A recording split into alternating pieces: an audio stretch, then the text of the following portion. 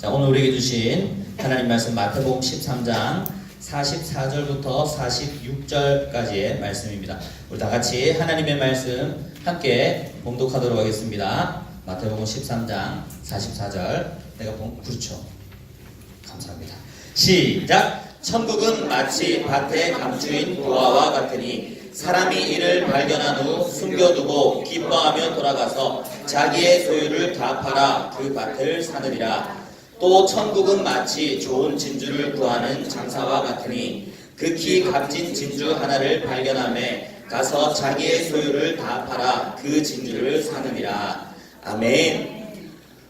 이제 지난 주가 이제 명절이 있었잖아요. 설이 있었잖아요. 그래서 지난 주일에 우리 중등부에서 윷놀이 됐어. 그래서 목사님이 명절이 돼서 우리 처가집에도 가고 목사님의 그 친가에도 가고 그렇게 가서 갈 때마다 윷놀이를 했어요. 윷놀이를 하는데 목사님이 계속 이겼어요. 그렇게 하고 이제 집에 왔어. 목사님이 윷놀이를 잘하는 이유가 있어요. 어릴 때부터 아버지랑 형이랑 이렇게 같이 많이 했거든요. 이렇게 친척들의 그런 모든 돈을 다 따오고 나서 집에서 우리 모였어요. 아버지랑 형이랑 목사님의 3명에서 우리 1대1로 윷놀이를 하자. 진정한 윷놀이 고수들의 싸움이 벌어진 거야. 근데 집에 유치 없는 거예요. 윷놀이 할 거라고 친척집에 다 들고 가서 던져놓고 놔두고 온 거야. 그래가지고 판은 있는데 판은 그리면 되는데 유치 없네 어떡하지 하다가 그냥 넘어갈 수 없잖아. 주사위가 있습니다. 그래서 주사위를 가지고 윷놀이를 했어요. 그러니까 이게 윷놀이에서 점점 본질을 잃어버렸어. 윷놀이가 주사위 던지면서 여기 함정도 만들고 그리고 우리 교회에서 하면은 여기 천국 만들자 이런 거 많이 하잖아요. 천국도 만들고 벌금도 만들고 뭐 많이 만들었어요. 한번 할 때마다 이런 추가적인 룰이 많이 생겼어. 그래서 더 이상 이건 윷놀이가 아니야. 거의 부루마블급이 됐어요. 그래서 한참 하고 있는데 이제 룰을 계속 추가하다 보니까 또 어떤 룰을 추가하면 재밌을까 하다가 목사님 형이 이러는 거야. 우리 부활도 한 개 만들자. 이게 다 나면 천국으로 가는데 부활도 한 개 만들어가지고 부활에 걸리면 났던 거 다시 살아나게 하자. 여러분 어때요?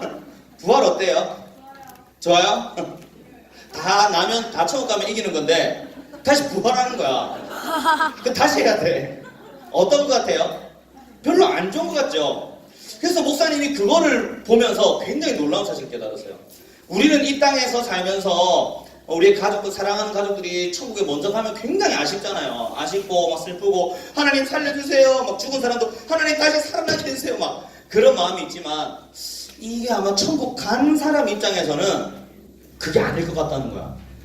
천국에 갔는데 천국이 너무너무 좋아. 성경에 보니까요. 천국이 더 이상 고통이 없대요. 슬픔이 없대. 눈물이 없대. 거기는 하나님의 위로가 가득하고 기쁨과 평안이 가득한 곳이야. 날마다 기쁘고 즐거운 그곳에 이제 갔다가 다시 부활해서 물론 예수님 다시 오셔서 우리 다 같이 부활하는 그날에는 완전 이 온 하늘과 땅이 새롭게 되면서 더 이상 그때는 어딜 가든지 천국이야 거기는. 근데 그냥 한 사람 죽었던 한 사람 다시 이 땅에 다시 온다. 별로 좋지 않을 것 같아요. 그래서 오늘 우리 이 말씀을 통해서 천국이 얼마나 좋은 곳이길래 천국이 얼마나 좋은 곳일까? 그래서 우리가 천국을 조금 더 사랑하는 마음, 천국을 조금 더 기대하는 마음, 천국을 조금 더 사모하는 마음이 많이 생겼으면 좋겠습니다. 여러분 천국 혹시 본 적 있는 사람 손 들어보세요. 없지요? 천국 혹시 가본 적 있는 사람?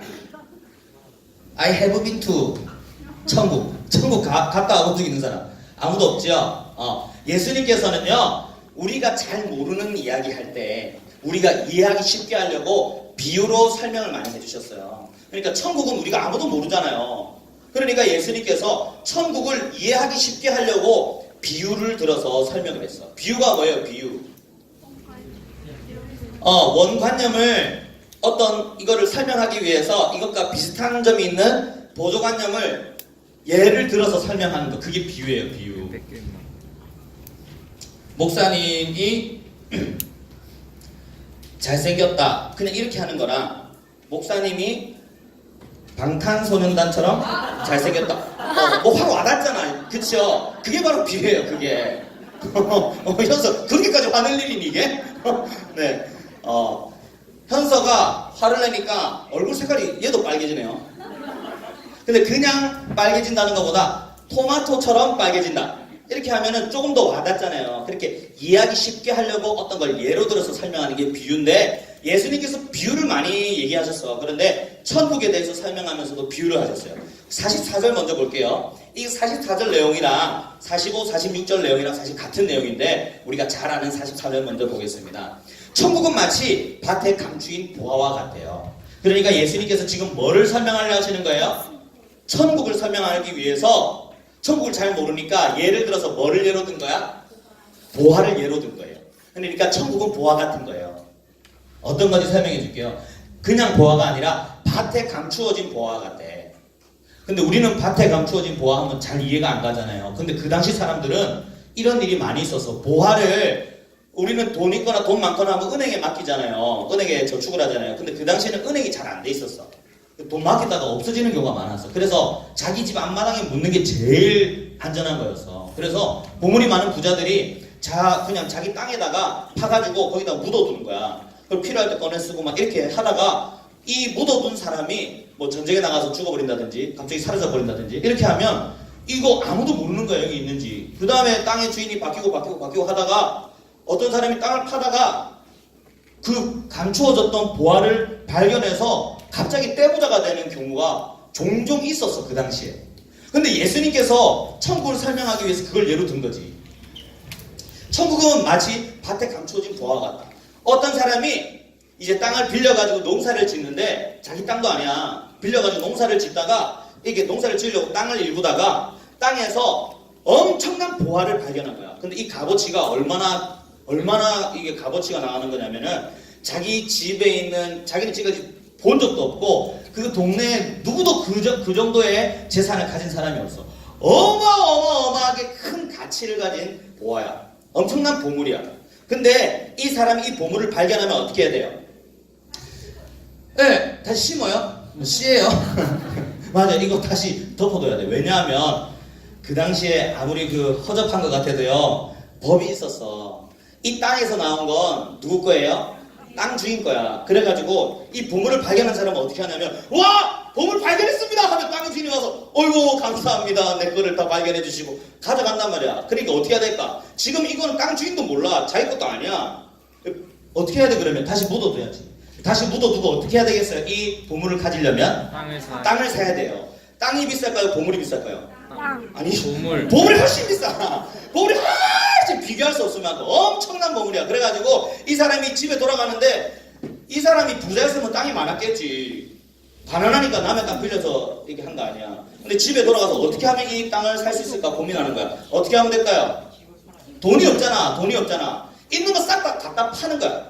있는 거 싹 다 갖다 팔아서 땅을 사면 자, 여러분이 얼마나 똑똑한지. 있는 거를 싹 다 팔아서라도 땅을 사야 된다라고 생각하는 사람 손 들어보세요. 내리고, 아닙니다.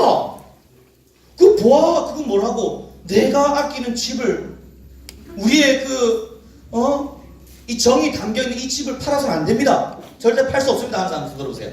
그대로 내리면서, 아이고, 농담이야. 때리지 마세요. 여러분, 생각해보세요. 예를 들어서 설명할게요. 집에 있는 거 다 팔면 100만원. 응?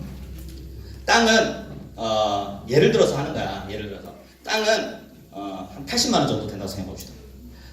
이 보물은 한 100조. 이렇게 예를 들어 본 거예요. 그냥. 여러분, 집 팔아야 돼, 안 팔아야 돼? 다 팔아야 돼, 안 팔아야 돼? 무조건 팔아야지. 당연히 팔아야지. 땅 사가지고 이거 보물만 건져내면 그런 집은 사지도 않을 거야. 더 좋은 집 얼마든지 더 살 수 있잖아요. 그래가지고 이 사람이 막 이거를 팔아가지고 이 땅을 살까요, 안 살까요? 사야 돼요. 그만큼 이 보물은 귀한 거야. 근데 예수님께서 천국이 마치 밭에 감추인 보화 같아요. 여러분, 천국은요 굉장히 좋은 곳이에요. 천국은요 굉장히 좋은 곳이야. 것이야. 우리가 상상할 수 있는 것. 여러분, 목사님이 공짜로 작년에 단기 선교를 우리 갔다 왔잖아요. 태국에 단기 선교를 갔다 오는데 회비를 우리 한 10일, 한 2주 정도 갔다 왔잖아요. 회비를 1인당 한 100만 원씩 냈다고요.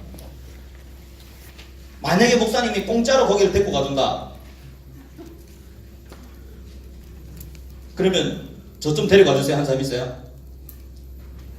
당연하지. 여러분 해외에 물론 태국 가서 봉사도 하지만 거기서 우리 물놀이도 하고 마치 호텔에서 수영도 하고 거기 뭐고 닥터피쉬. 여러분 닥터피쉬 그 발 담가봤어요? 여러분 이런 거밖에 모르잖아. 딱 이만한 물고기 와서 거기는요 닥터피쉬가 이만한 닥터피쉬들 수백 마리가 내 발 한 개 몰려들어서 발 뜯겨 나가는 줄 알아서 좀비 돼서 나올 뻔했어요. 되게 재밌었어. 근데 목사님이 태국을 만약에 공짜로 데리고 가준다. 여러분 좋을까요? 안 좋을까요? 당연히 좋겠죠. 목사님은 태국 정도는 안 됩니다. 오케이. 여러분 우리의 동역자가 살고 있는 캐나다. 거기 우리 동역자가 있잖아요. 동이라고. 동이야 보고 있니? 여러분 동이라고 있잖아요. 동이 작년에 우리 태국 같이 갔다 왔는데 그 동이 엄마가 꼭 캐나다 한번 오래요. 그 집에 그 캐나다는요 땅이 굉장히 넓잖아요. 그래가지고 그 집이 막 몇 층 되나봐요. 그리고 지하가 있는데 거기서도 막 다 같이 놀 수도 있고 앞에 고기도 구울 수 있고. 목사님 저 캐나다 공짜로 데리고 가주세요. 하는 사람 있어요? 그 절대 안 데려갈 거야. 돈이 만만치가 않아요. 근데 만약에 공짜로 데리고 가준다면 좋겠죠. 근데 여러분 생각해보세요. 캐나다, 뭐 미국, 뭐 유럽, 내가 지구상에서 가서 와 진짜 좋다 할 수 있는 곳. 그곳에 1000배, 10,000배나 좋은 곳이 바로 천국이에요. 그냥 막, 그냥 이 환경만 좋은 게 아니라, 거기 가면 더 이상, 아픔이 어때? 아픔 있으면 좋을까요? 없으면 좋을까요? 있으면 좋아요? 일로 와봐, 누구야? 계속 아프게 해줄게. 누구야? 네, 아픔, 물론 우리가 이 땅을 살아갈 때 위험한 것들이 있으면 아픔을 느껴야 돼요. 맞죠? 위험한 거 있는데, 위험하네. 위험한 거 있을 때는 아픔이 있어야 돼. 근데 천국에는 위험한 것도 없어. 위험한 거 없는데 그것을 고통받고 싶어요? 아픔은요 없는 게 좋겠지. 거기서 맨날 고통당함. 자, 나는 고통이 좋아요 하는 사람 있어요? 이제 대화가 좀 되는구만. 여러분 고통을 좋아하는 사람 아무도 없어요. 맞죠? 물론 우리가 살아가면서 때로는 고통이 우리를 강하게 해주지만 거기서는요 더 이상 고통이 필요 없는 곳이야. 아픔도 없고 고통도 없고 더 이상 막 힘들게 살 필요가 없어요. 하나님께서 주시는 그 기쁨과 영원한 행복과 하나님의 은혜가 가득가득 넘치는 곳이 바로 천국이에요, 여러분. 그게 얼마나 좋은지 예수님께서 그걸 설명하려는데 사람들이 이해를 못하니까 얘들아, 천국은 밭에 감추인 보화야. 밭에 감추인 보화. 근데 그 보화가 얼마나 좋은지 사람이 있잖아. 이거를 발견한 사람은 어떻게 하냐면 자기의 소유를 어떻게 한다고요? 다 팔아서. 내가 가진 것 다 팔아서라도 내가 이 밭을 사야지 할 만큼 좋은 곳이 바로 천국이에요, 여러분. 자, 우리 45절 한번 봅시다. 같은 내용이에요. 근데 이거는 이번에 보아 말고 다른 얘기를 하는 거예요. 천국은 마치 좋은 진주를 구하는, 엄청난 값어치가 있는 진주를 구하는 장사꾼인데 46절 극히 값진 진주, 극히 값진 진주 있잖아. 여러분 진주가 얼마나 비싼 줄 알아요? 저도 잘 몰라요. 근데 모르긴 몰라도 극히 값진 진주를 하나 발견했대. 이게 100조짜리. 몰라서 그냥 얘기하는 거예요.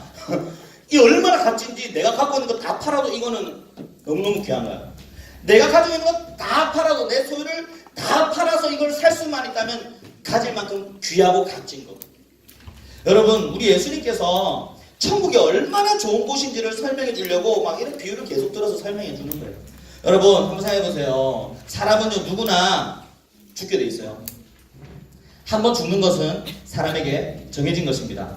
그런데 그 후에는 심판이 있어요. 사람은 누구나 죽는다니까요.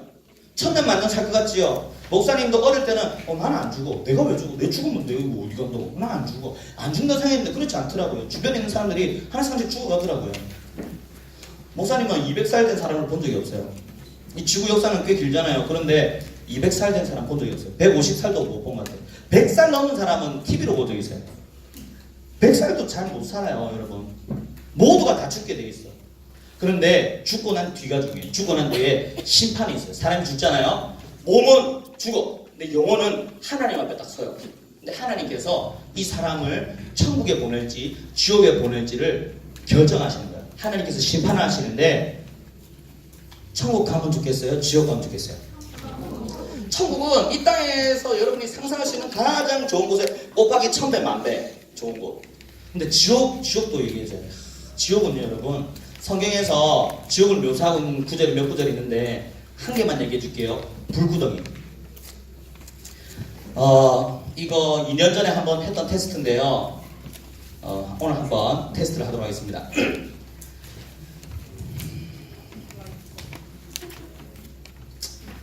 이거 다 터보 아이가? 이건 터보 아니네. 어디 갔지? 터보였으면 손가락 바로 뚫힐 수도 있는데 터보가 아닌 라이터 간 게 있어요. 여러분 이 라이터 불꽃 보이죠? 불꽃 크기가 얼마나 것 같아요? 한 2cm 정도 돼요. 2cm. 2cm 정도 되는 이 불꽃 끝에다가 내가 손가락을 3초 정도 참고 갖다 댈 수 있다 하는 사람. 그 사람에게 목사님이 화상 연고를 선물로 드리겠습니다. 내가 사실 이걸 테스트를 했어요. 근데 2년 전에 그때 제일 오래 참았던 사람이 2초를 참았어요. 보통 1초 하고 하고 내 손가락 살려줘. 그때 아마 준호도 있었던 것 같은데 경성 권사님 준호도 그때 나왔고 민재라는 친구도 나왔어요. 준호가 한 2초 정도 버텼던 것 같은데 2초하고 도대하면서 탁 뗐는데 손가락 끝에 색깔이 새까맣게 돼 있었어요. 한번 해볼래? 3초 할 수 있을 것 같아요? 누가 한번 해볼 사람 있어요? 아무도 없죠? 한 2초 못 해보겠습니다. 이거 안 돼요. 해볼래? 안 돼요 이거. 여러분 진짜 작은 2cm밖에 안 되는 불꽃인데도요 3초 절대 못해요. 3초가 생각보다 길어. 막 재밌는 거 하고 있을 때 3초는 너무 빨리 지나가잖아요. 쉽게 지나가잖아요. 근데 이 불꽃 여기 3초 갖다 대고 있어봐.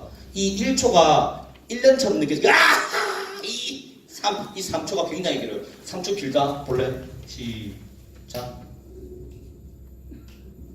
이게 3초예요. 길지? 여러분 손가락에 불이 있다고 생각해보세요. 시작. 이걸 버텨야 돼. 이거 못해요 여러분. 내가 하면 이거 신고당할 수 있으니까 궁금한 사람 집에 가서 자기가 불에 한번 해보세요. 다음 주에 몇 명 손가락 없으면 안 돼요. 여러분 2cm 정도 되는 불꽃에 3초도 못 버텨요. 근데 지옥은요 불구덩이래요. 불구덩이에 3초만 참으면 되는 게 아니고 불구덩이에서 영원히 고통받는 곳이 지옥입니다. 여러분 영원은요 엄청나게 긴 시간이에요. 참새 한 마리가 태평양에 날아가가지고요 그 작은 날개 쳐가지고 태평양에 날아가가지고요 태평양에 있는 바닷물 한 모금 머금고 대서양까지 막 날아가는 거야.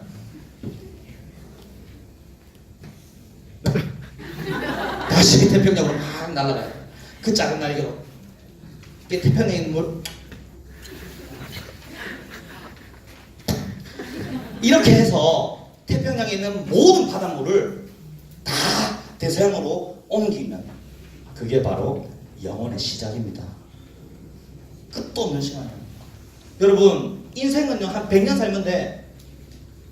근데 영원한 시간은요 100년에 비하면 영원한 시간에 비하면 100년은 아무것도 아닌 진짜 짧은 이 시간에 우리가 천국 갈지 지옥 갈지가 결정되는 거예요.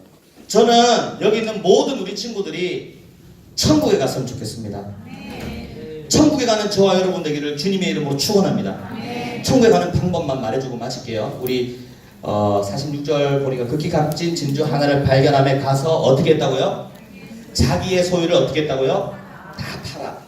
우리 주님께서 원하시는 건 이거예요. 자기의 소유를 다 팔면 돼. 이거 어떻게 하냐면 집에 가서 오늘 집 다 파세요.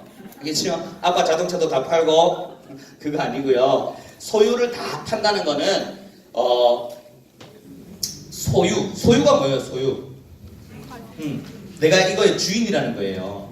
이 물건의 주인, 이 성경책의 주인은 목사님이잖아. 이 명함의 주인 목사님, 이건 내 거야. 이거의 주인은 나야. 그게 소유예요, 소유.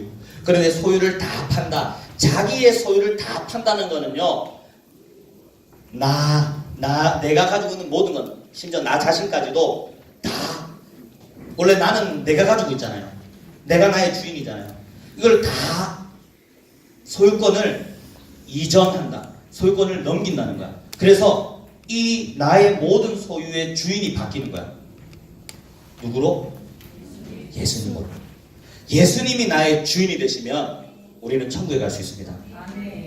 예수님 믿는다는 건 다른 게 아니에요. 우리 예수 믿으면 천국 갑니다. 예수님 믿으세요. 예수 믿으면 천국 갑니다 하잖아요. 예수님 믿는다는 건 다른 게 아니야. 예수님 나의 주님입니다. 예수님이 나의 주인입니다 라고 고백하는 게 바로 예수님 믿는 거예요. 그래서 예수님 믿고 세례 받을 때 꼭 물어보는 게 있어. 세례 문답을 하잖아요. 당신은 예수님을 나의 주로, 또 나의 구주로, 구원자로 고백하십니까? 이걸 반드시 확인하는 거예요.